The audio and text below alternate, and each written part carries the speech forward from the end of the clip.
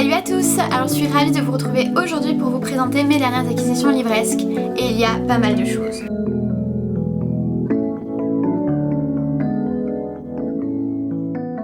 Je commence tout de suite avec les deux livres que j'ai empruntés à la médiathèque. Donc j'ai emprunté la suite d'une bande dessinée que j'ai découvert il y a pas longtemps. Donc il s'agit de Fox Quill, donc de Florian Maudeau, publié aux éditions Ankama. Donc ici c'est le tome 2, Les Chevaliers qui ne font plus nid. Mais j'ai tout de suite pris aussi le tome 3, donc le Tango de la mort. J'avais adoré le premier tome dont je vous ai parlé récemment, donc dans mon dernier point lecture il me semble. J'avais donc très envie de découvrir la suite de cette saga. J'ai déjà lu le tome 2 que j'ai beaucoup aimé également, je pense que c'est aussi un coup de cœur. C'est vraiment une petite série que j'aime énormément et j'ai hâte de lire donc ce tome 3, ce qui sera fait très prochainement je pense, et d'aller emprunter la suite à la médiathèque puisque j'ai vu qu'ils avaient tous les tomes. Ensuite je vais vous présenter 3 livres que mes parents m'ont ramenés lorsqu'ils étaient à Londres, donc 3 livres en VO. J'aurais fait une petite liste. J'ai tout d'abord reçu Forbidden de Tabitha Suzuma.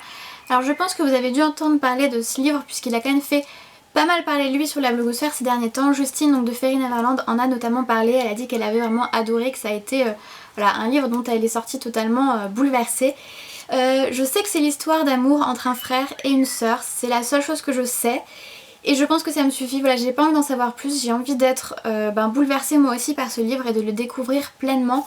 Je pense pas que c'est un livre que je vais lire tout de suite parce que je me vois pas trop lire ça en été sous le soleil puisque ça a l'air effectivement très émouvant, très dérangeant en même temps, mais j'espère le lire encore cet hiver du coup. Ensuite, ils m'ont ramené All the White Places, donc de Jennifer Niven. Alors celui-ci, je vous avoue que je l'ai surtout choisi pour sa couverture, que je trouve assez simple, mais vraiment très jolie, j'adore les couleurs. Ce que je sais de l'histoire, c'est qu'on va suivre 2 ados, jeunes adultes, je ne sais pas juste leur âge, donc Théodore et Violette.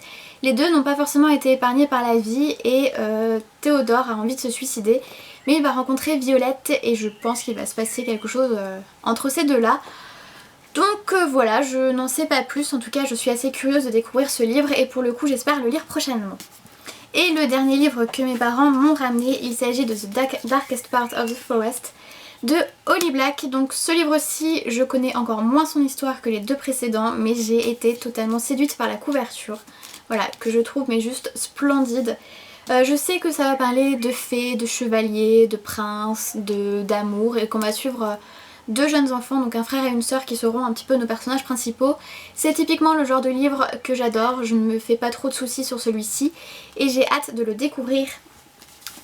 Ensuite, je vais vous présenter 2 livres que mon copain m'a ramenés lorsqu'il était à Montpellier puisqu'il a eu la chance de mettre les pieds dans le Gilbert Joseph et pas moi.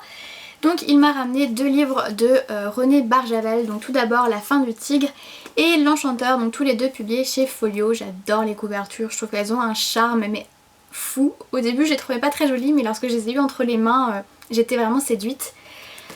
Pour ce qui est des histoires de ces livres, encore une fois ça va être la vidéo je crois, je ne sais pas trop, mais j'ai vraiment voulu découvrir d'autres livres de René Barjavel qui est un auteur que j'aime énormément. J'avais tout d'abord lu Ravage que j'avais bien aimé et La Nuit des Temps que j'ai adoré, mais ce que j'ai aimé dans ces 2 tomes, enfin dans ces 2 livres, c'est vraiment la plume de l'auteur que je trouve splendide. Du coup j'avais très envie de retrouver son écriture. La fin du tigre c'est ma future lecture en cours, enfin j'ai mis le marque-page, je l'ai pas encore commencé mais je vais bientôt le faire.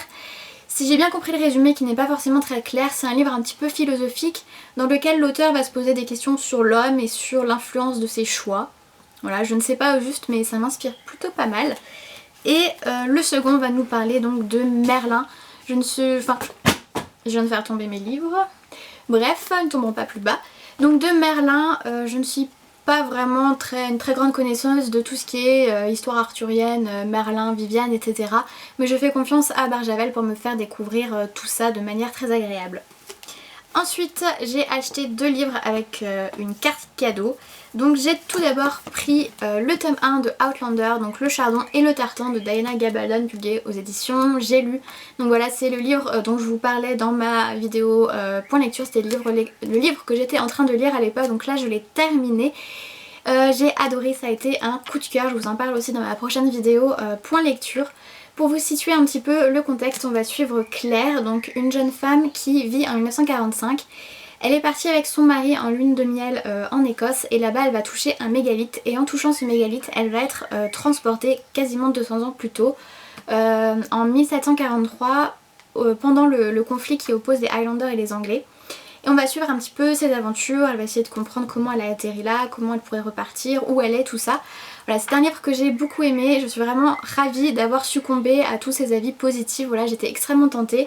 À la base, j'avais pas forcément envie de lire puisque c'est pas trop mon style de bouquin, mais voilà, je le répète encore une fois, mais je suis vraiment ravie d'avoir suivi tous ces bons avis que j'ai pu lire.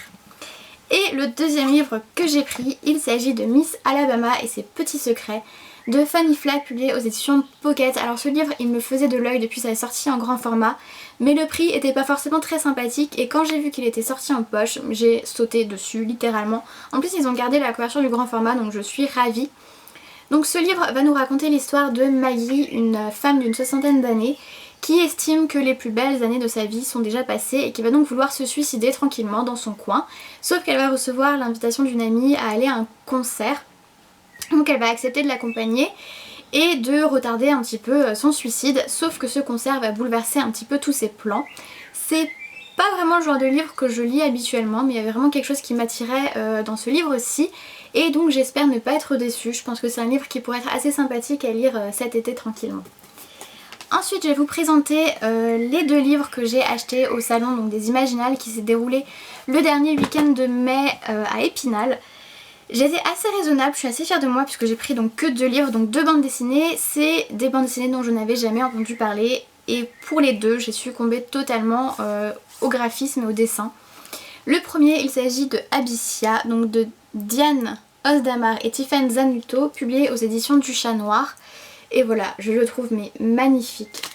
Impossible de résister à une illustration pareille. L'intérieur également est vraiment splendide. Il y a un côté un petit peu steampunk derrière que j'adore.